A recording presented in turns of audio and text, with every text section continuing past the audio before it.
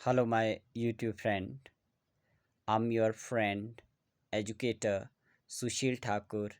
Today, we will learn about नैतिक मूल्य के उत्थान में शिक्षक की भूमिका। नैतिक मूल्य ही है शिक्षा का आधार। नैतिक मूल्य ही है शिक्षा का आधार और इन नैतिक मूल्य का एक शिक्षक ही है सूत्रधार। बड़े बूढ़ों का है यही कहना, बड़े बूढ़ों का है यही कहना, नैतिक मूल्य है मनुष्य का गहना। नैतिक मूल्य का पालन करके व्यक्ति ईमानदारी, सहानुभूति और जिम्मेदारी जैसे सकारात्मक गुण विकसित कर सकता है। नैतिक मूल्य हमें सही और गलत, अच्छे और बुरे के बीच अंतर समझने और सही निर्णय लेने में मदद करते हैं। नैतिक मूल्य व्यक्ति को बेहतर इंसान बनने में मदद करते हैं।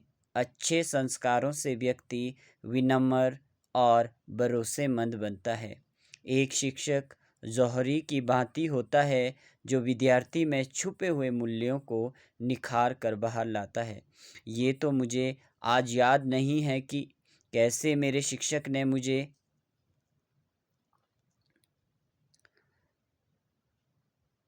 पहली व दूसरी कक्षा में जमा व घटाव सिखाया होगा, पर मुझे ये ज़रूर याद है कि कैसे उन्होंने खेल खेल में अपनी खुशियों को बांटकर उसका गुणा करना सिखाया और दूसरों की मुसीबतों को कम करके उसका घटाव करना सिखाया था।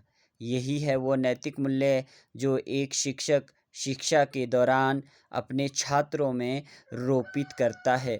शायद इसलिए राष्ट्रपिता महात्मा गांधी ने शिक्षकों को राष्ट्र निर्माता का दर्जा भी दिया है। शिक्षक की भूमिका केवल छात्रों को पढ़ाने तक सीमित नहीं है। छात्रों को पढ़ाई के अलावा नैतिक मूल्य का विकास करना भी शिक्षक का दायित्व है। पिता के बाद अगर किसी का स्थान आता है तो वो गुरु है। गुरु ही शिष्य को अच्छा या बुरा बनाता है। कहा भी जाता है कि शिक्षक द्वारा दिए ज्ञान को ही छात्र अधिक महत्व देता है। गुरु ज्ञान का द्वार होते हैं। प्रसिद्ध शिक्षा शास्त्री फ्रॉबेल के अनुसार शिक्षा एक प्रक्रिया है जो बालक के आंतरिक गुणों को प्रकाशित करती है। एक कुशल शिक्षक ही इन मूल्यों को पहचान कर उनको विकसित कर सकता है। आज के इस परिदृश्य की बात करें, शिक्षा प्रणाली काफ़ी हद तक तकनीकी प्रणाली पर निर्भर हो चुकी है, जहां ज्ञान के असीमित साधन तो मौजूद है, पर उस ज्ञान को सही दिशा व दशा देने का कार्य एक शिक्षक का ही है। हमारे शिक्षकों को नैतिक मूल्य के विकास के लिए अतिरिक्त कक्षाओं का आयोजन करना चाहिए। साथ ही साथ खुद भी नैतिक मूल्य का पालन करना चाहिए, क्योंकि उनकी संगति का प्रभाव छात्रों पर पड़ता है।